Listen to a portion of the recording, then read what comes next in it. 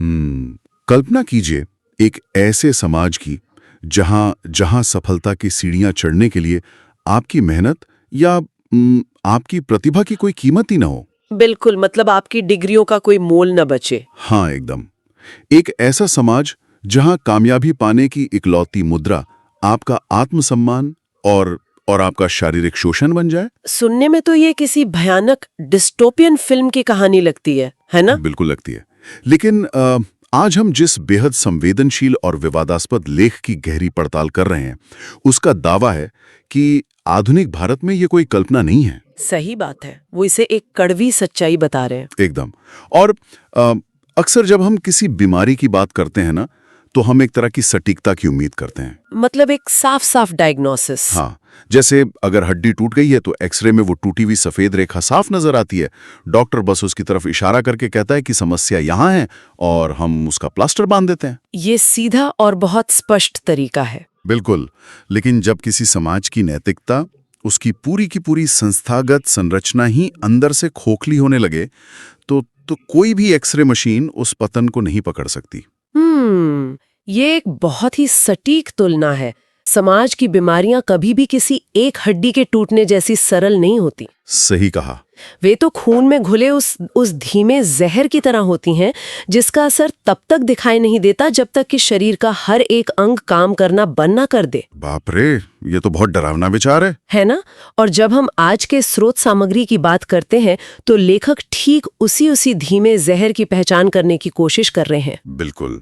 और आज के हमारे इस गहन विश्लेषण का विषय है एक लेख जिसका शीर्षक है the Sodom mandate, institutional corruption in modern India. नाम ही काफी भारी है। हाँ, बहुत भारी है। ये लेख आधुनिक भारत के संस्थागत भ्रष्टाचार पर एक बहुत ही तीखी और परेशान करने वाली टिप्पणी करता है। लेकिन यहाँ इस चर्चा की गहराई में उतरने से पहले एक बात बहुत ही स्पष्ट रूप से सामने रखना आवश्यक है। बिल्कुल, वो डिस्क्लेमर देना बहुत जरूरी है। एकदम। आज के हमारे स्रोत में भारतीय समाज, राजनीति और कानून व्यवस्था को लेकर बेहद गंभीर, विवादास्पद और राजनीतिक रूप से संवेदनशील दावे किए गए हैं। तो हमारा उद्देश्य इन दावों का समर्थन या विरोध करना बिल्कुल नहीं है। हम यहाँ किसी भी विचारधारा का पक्ष नहीं ले रहे हैं। सही बात है। हमारा काम जजमेंट पास करना नहीं है। बिल्कुल नहीं। हमारा काम केवल यह निष्पक्ष रूप से समझना है कि लेखक अपने इस लेख में आखिर क्या तर्क दे रहा है, उसकी इस आक्रामक भाषा के पीछे की सोच क्या है, और वो समाज की किस कथित बीमारी की ओर इशारा कर रहा है। ये समझना भी अहम है। एकदम सही। तो लेखक का मूल आधार ये है कि भारत में सफलता और पदों को प्राप्त करने का तरीका अब पूरी तरह से बदल गया है। चलिए इसे थोड़ा विस्तार से समझते हैं। लेखक ने इस पूरी स्थिति को संस्थागत या इंस्टीट्यूशनलाइज्ड कहा है। मैं आपसे पूछना चाहता हूं कि जब भ्रष्टाचार के साथ ये शब्द जुड़ता है तो इसका असल मतलब क्या होता है? इस पूरे लेख की बुनियाद इसी एक शब्द पर टिकी है। जब हम कहते हैं कि कोई अपराध या कोई अनैतिक कार्य संस्थागत हो गया है, तो हम ये कह रहे हैं कि वो अब सिस्टम में मौजूद कोई अपवाद नहीं है। मतलब वो कोई गलती से होने वाली चीज नहीं है? बिल्कुल नहीं। हाँ। वो किसी अंधेरी गली में होने वाला कोई गुप्त सौदा नहीं रह गया है जिसके पकड़े जाने का डर हो। अरे वाह, मतलब वो मुख्य धारा बन गया है। एकदम। लेखक ये दावा कर रहा है कि राजनीति, मीडिया और कानून व्यवस्था में शारीरिक शोषण अब एक अघोषित नियम बन गया है। ये एक पूर्व शर्त है। एक शर्त। हाँ। यानी अगर आपको सिस्टम में एंट्री चाहिए तो आपको इसी दरवाजे से ही गुजरना होगा, कोई और रास्ता नहीं है। अगर हम इसे एक उदाहरण से समझें, मान लीजिए किसी भी स्वस्थ समाज में योग्यता या मेरिट सफलता की असली मुद्रा होती है। सही बात है। एक नागरिक कड़ी मेहनत करता है, कौशल हासिल करता है और उस मुद्रा के बदले समाज उसे पद और सम्मान देता है। लेकिन लेखक यहाँ ये दावा कर रहे हैं कि अब शोषण ने इस असली मुद्रा को पूरी तरह से बाहर कर दिया है। हाँ, अर्थशास्त्र में इसे हम ग्रेशम का नियम कहते हैं। ग्रेशम का नियम, ये क्या होता है? ग्रेशम का नियम कहता है कि बुरी मुद्रा अच्छी मुद्रा को चलन से बाहर कर देती है। अच्छा, मतलब जाली नोट असली नोटों को रिप्लेस कर देते हैं। बिल्कुल। जब सिस्टम ये तय कर लेता है कि वो केवल शोषण की मुद्रा को ही स्वीकार करेगा, तो फिर योग्यता का कोई मोल ही नहीं रह जाता। सही बात है। लेखक के अनुसार चाहे वो सांसद का पद हो या किसी बड़े मीडिया हाउस में पत्रकार की कुर्सी हो, ये सब हासिल करने के लिए देने वाले के बिस्तर में खुलेआम सोना एक आवश्यक योग्यता बन गई है। ये कोई छिटपुट घटना नहीं है, लेखक इसे एक व्यवस्थित प्रक्रिया बता रहा है। ये बहुत ही विचलित करने वाला विचार है। लेकिन जो चीज मुझे सबसे ज्यादा सोचने पर मजबूर कर रही है वह है इस पूरी स्थिति पर समाज की प्रतिक्रिया। समाज का रिएक्शन। हाँ, स्रोत में लेखक बहुत ही स्पष्ट शब्दों में कहता है कि भारत की मीडिया चुप है, जनता चुप है। बिल्कुल। हम अक्सर ये मानते हैं कि लोकतंत्र में मीडिया एक प्रहरी का काम करता है ना, और जनता का आक्रोश बदलाव लाता है। लेकिन यहाँ लेखक इस चुप्पी को लेकर बहुत आक्रामक है। ये चुप्पी आखिर किस बात का प्रतीक है? समाजशास्त्र में हम देखते हैं कि चुप्पी कभी भी केवल अज्ञानता नहीं होती। मतलब उन्हें पता है कि क्या हो रहा है। बिल्कुल। ऐसा नहीं है कि लोगों को इस बात की भनक नहीं है कि सत्ता के गलियारों में क्या चल रहा है। जब समाज किसी गलत बात को लगातार देखता है और उस पर अपनी आंखें मूंद लेता है, तो वो प्रक्रिया मौन सहमति में बदल जाती है। मौन सहमति मतलब साइलेंट कंसेंट। एकदम सही। लेखक के नजरिए से ये खामोशी उस अनैतिकता को एक तरह की वैधता दे रही है। कैसे? इसका कोई उदाहरण? सोचिए, जब कोई जूनियर कर्मचारी देखता है कि उसका एक अयोग्य सहकर्मी अनैतिक समझौते करके प्रमोशन पा रहा है। हाँ, ये तो होता है। और वो शिकायत करने के बजाय चुप रहना चुनता है क्योंकि उसे अपनी नौकरी जाने का डर है, तो वो जाने अनजाने में उस भ्रष्ट व्यवस्था को और मजबूत कर रहा होता है। अरे बाप रे!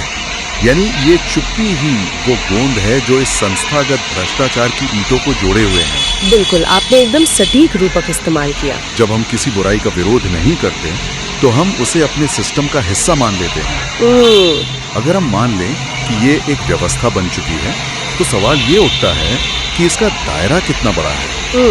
ये एक बहुत अहम सवाल है। स्रोत सामग्री में लेखक ने कुछ बहुत ही विशिष्ट और कड़े शब्दों का इस्तेमाल किया है। मैं स्रोत से उद्धृत कर रहा हूँ। बिस्तर के बाद संसदीय टिकट, बिस्तर के बाद प्रमोशन, बिस्तर के बाद कॉलेज में एडमिशन, बिस्तर के बाद पेंशन। यहाँ जो बात सबसे दिलचस्प है वो है इस वाक्य की संरचना। वाक्य की संरचना? हाँ, इस पर ध्यान देना बहुत जरूरी है। लेखक केवल राजनीति या कॉर्पोरेट जगत के किसी एक हिस्से की बात नहीं कर रहा है। तो वो किस तरफ इशारा कर रहा है? वो मानव जीवन के पूरे चक्र को इस भ्रष्टाचार के दायरे में खींच रहा है। देखिए, कॉलेज में एडमिशन आपके युवावस्था की शुरुआत है। बिल्कुल। प्रमोशन आपके करियर का मध्य भाग है जहां आप अपनी पूरी ऊर्जा लगाते हैं। सही बात है। और पेंशन आपके जीवन का अंतिम पड़ाव है जहां इंसान सिर्फ एक सम्मानजनक विदाई चाहता है। इसका मतलब है कि जन्म से लेकर मृत्यु तक कोई भी ऐसा पड़ाव नहीं है जो इस शोषण के बाजार से अछूता हो। एकदम सही। और यही वो बिंदु है जहां लेखक इस पूरे चक्र को समझाने के लिए इतिहास और धर्म के एक बहुत ही गहरे संदर्भ का सहारा लेता है। हाँ, आप उस ऐतिहासिक संदर्भ की बात कर रही हैं ना? हाँ, वो इसे सोडोम और गमोरा का कानून कहता है। हाँ, मुझे इसी पर चर्चा करनी थी। स्रोत में स्पष्ट रूप से लिखा है कि इस व्यवस्था को सोडोम और गमोरा का कानून कहते हैं। यहाँ शारीरिक सुख के लिए सब करतूतों को जायज कानून के रूप में स्थापित कर दिया गया था। ये रूपक यहाँ क्या भूमिका निभा रहा है? सोडोम और गमोरा प्राचीन इब्राहिमी धर्मों की कथाओं में ऐसे दो शहर थे जो अपने अपने चरम नैतिक पतन के लिए जाने जाते थे। मतलब वहाँ करप्शन बहुत ज्यादा था? करप्शन से भी आगे। उन कथाओं के अनुसार इन शहरों में बुराई इतनी हावी हो गई थी कि वहाँ सही और गलत के बीच की लकीर ही पूरी तरह मिट गई थी। अच्छा, कोई मोरालिटी बची ही नहीं थी? बिल्कुल नहीं। अनैतिकता ही वहाँ का कानून बन गई थी और अंततः इन शहरों को ईश्वरीय प्रकोप से नष्ट कर दिया गया। लेखक इस रूपक का इस्तेमाल ये बताने के लिए कर रहा है कि जब शारीरिक सुख और स्वार्थ के लिए किए गए समझौते समाज में जायज कानून बन जाते हैं तो उस समाज का पतन सुनिश्चित है। बाप रे! वह केवल भ्रष्टाचार नहीं कर रहा है, वह अपनी नींव ही खोद रहा है। लेकिन यहाँ मैं लेखक के इस तरीके पर थोड़ा सवाल उठाना चाहूंगा। हाँ, बताइए। बात होता है, नेपोटिज्म होता है, लेकिन क्या किसी देश की पूरी संस्थागत प्रणाली की तुलना सीधे उस शहर से करना जिसे उसके पापों के लिए जलाकर राख कर दिया गया था, ये अतिशयोक्ति नहीं है? क्या ये सिर्फ ध्यान खींचने की एक चाल नहीं है? ये एक बहुत ही जायज सवाल है, लेकिन अगर हम लेखक की मंशा को समझने की कोशिश करें तो ये केवल ध्यान खींचने की चाल नहीं है। तो फिर क्या है? ये एक साहित्यिक और मनोवैज्ञानिक रणनीति है। देखिए, जब कोई समाज गहरी नींद में होता है या जैसा कि हमने पहले चर्चा की, मौन सहमति में जी रहा होता है। हाँ, साइलेंट कंसेंट। तो आप उसे किसी सामान्य रिपोर्ट या बोरिंग आंकड़ों से नहीं जगा सकते। मतलब आप कह रहे हैं कि उन्हें जगाने के लिए एक ऐसा अलार्म बजाना पड़ता है जो कानों को चुभे। ठीक यही बात है, एकदम सही कहा आपने। लेखक के इस तीखे आक्रोश का उद्देश्य समाज को झकझोरना है। वो ये नहीं कह रहा है कि कुछ चीजें खराब चल रही हैं, उन्हें सुधारने की जरूरत है। वो तो ये कह रहा है कि हम पतन के उस कगार पर खड़े हैं जहां से वापस लौटना शायद नामुमकिन हो जाए। एक पॉइंट ऑफ नो रिटर्न। बिल्कुल। सोडम और गमोरा का रूपक ये स्थापित करता है कि ये कोई सामान्य प्रशासनिक भ्रष्टाचार नहीं है जिसे कुछ नियम कानून बदलकर सुधारा जा सके। ये एक गहरे नैतिक दिवालियेपन की स्थिति है जहां समाज की आत्मा ही भ्रष्ट हो चुकी है। हाँ, अगर हम इस बात को स्वीकार कर लें कि लेखक एक गंभीर चेतावनी दे रहा है, तो आगे चलकर स्रोत सामग्री भविष्य की एक बहुत ही भयावह तस्वीर पेश करती है। भविष्यवाणियां डरावनी है। हाँ, अब यहाँ ये विषय वास्तव में और भी दिलचस्प हो जाता है। लेखक केवल वर्तमान का विश्लेषण करके नहीं रुकता, वो एक भविष्यवाणी करता है कि बहुत जल्द ये बिस्तर के बाद संसदीय टिकट का कॉन्सेप्ट भारत के हर युवा पर लागू हो जाएगा और वो कानून बन जाएगा। और सबसे चौंकाने वाली बात यह है कि वो कहता है कि लोग इस खेल को धर्म बना लेंगे। ये शब्द धर्म यहाँ बहुत भारी लगता है मुझे। इसे धर्म क्यों कहा जा रहा है? अगर हम इसे व्यापक संदर्भ में देखें तो जब हम धर्म शब्द का इस्तेमाल इस संदर्भ में करते हैं, हमें इसके समाजशास्त्रीय अर्थ को देखना होगा। समाजशास्त्रीय अर्थ? हाँ, धर्म केवल पूजा पाठ या मंदिर मस्जिद नहीं है। ये वो आचार संहिता है जिसे लोग बिना किसी सवाल किए मानते हैं। जिस पर उनका अंधविश्वास होता है। बिल्कुल, जिस पर उनकी अटूट आस्था होती है।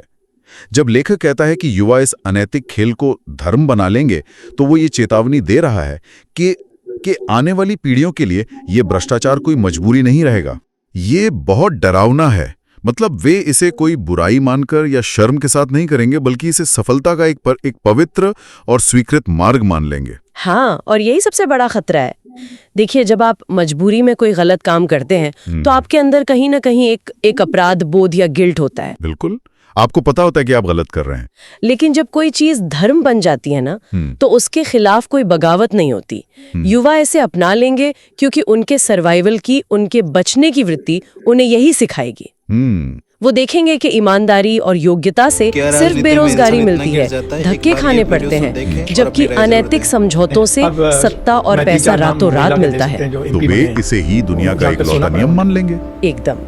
ये उस असली और जाली मुद्रा वाले उदाहरण को एक कदम और आगे ले जाता है। बिल्कुल ले जाता है। मतलब भविष्य में लोग असली मुद्रा कमाने की कोशिश ही नहीं करेंगे, वे सीधा वो जाली मुद्रा लेकर बाजार में उतरेंगे।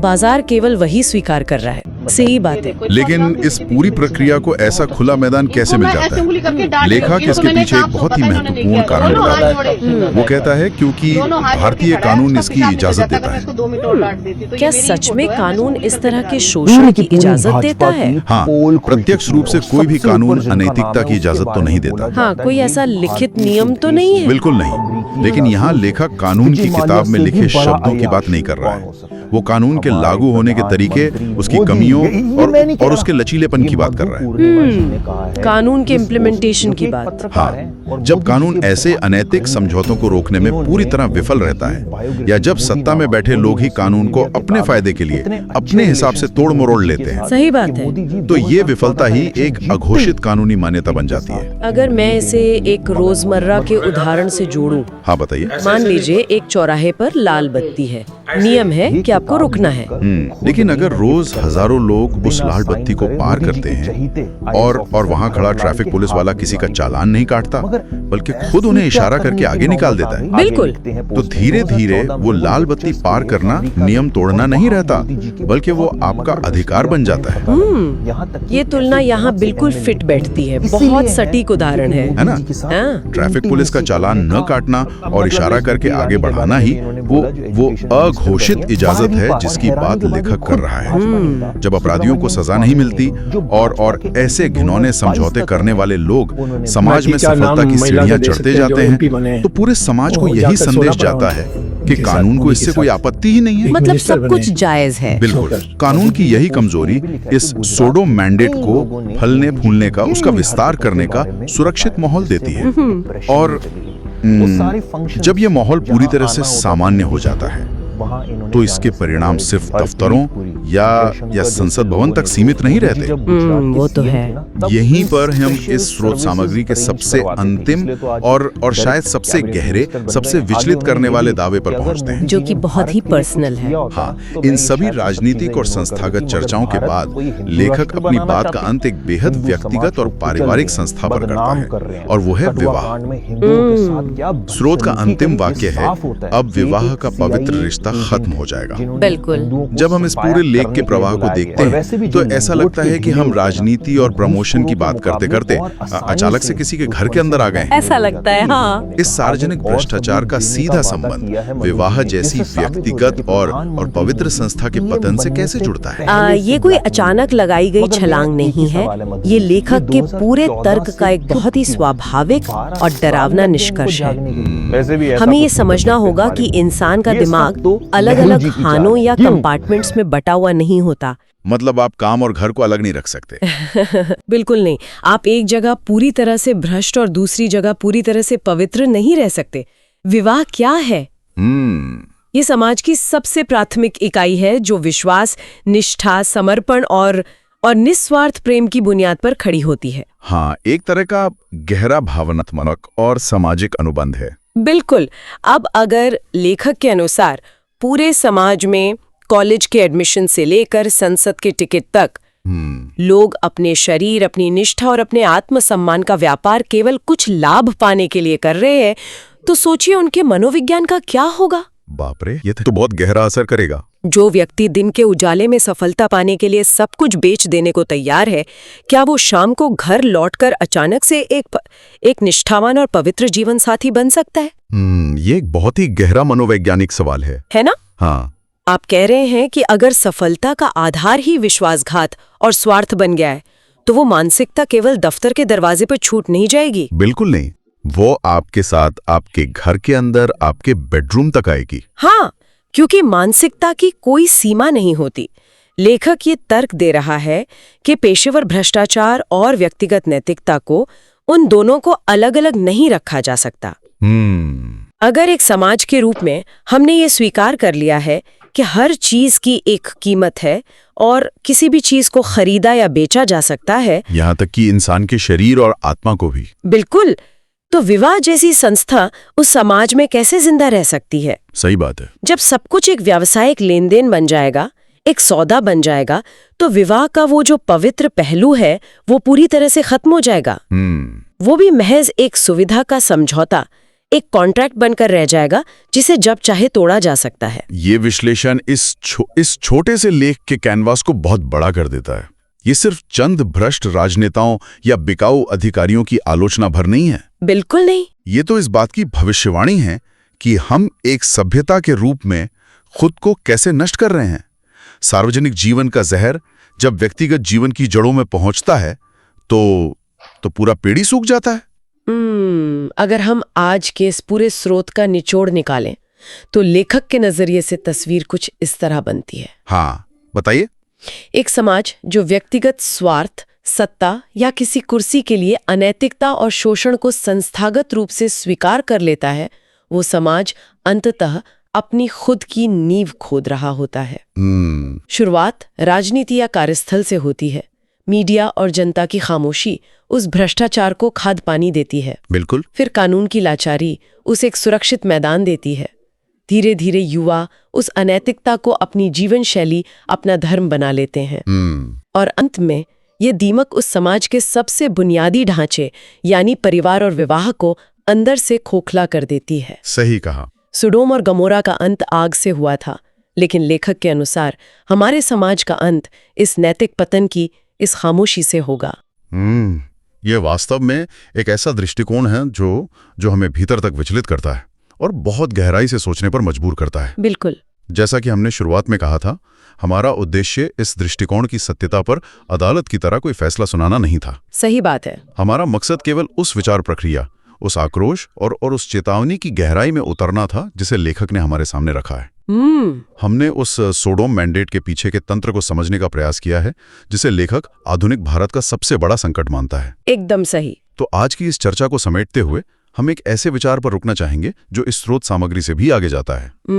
जब किसी समाज में सफलता प्राप्त करने के अनैतिक और शोषक तरीके इतने आम हो जाते हैं कि बहुसंख्यक लोग उस पर अपनी आंखें मूंद लेते हैं, तो क्या हमारी व्यक्तिगत महत्वाकांक्षाएं ही पूरी सामाजिक व्यवस्था के पतन का कारण बन जाती हैं? ये सोचने वाली बात है। जब हम सिस्टम की खामियों का फायदा उठाकर अपनी सफलता का जश्न मना रहे होते हैं, तो हम आने वाली पीढ़ियों के लिए विरासत में क्या छोड़ रहे होते हैं? एक समाज के रूप में ये कैसे तय होता है कि सफलता की कीमत क्या होनी चाहिए? क्या वो कीमत हमारी अपनी नैतिकता, हमारे परिवारों और हमारे समाज की आत्मा से भी बड़ी हो सकती है? बहुत गहरा सवाल है। ये एक ऐसा सवाल है जिसका जवाब किसी किताब या लेख में नहीं मिलेगा। ये एक ऐसा सवाल है जो हम सबको अपने भीतर झांक कर पूछने की जरूरत है। बिल्कुल। तो आज की इस गहन वैचारिक यात्रा में हमारे साथ जुड़ने और इस जटिल विषय को समझने में अपना समय देने के लिए बहुत बहुत धन्यवाद। हम आगे भी ऐसे ही विचारोत्तेजक विषय के साथ लौटेंगे।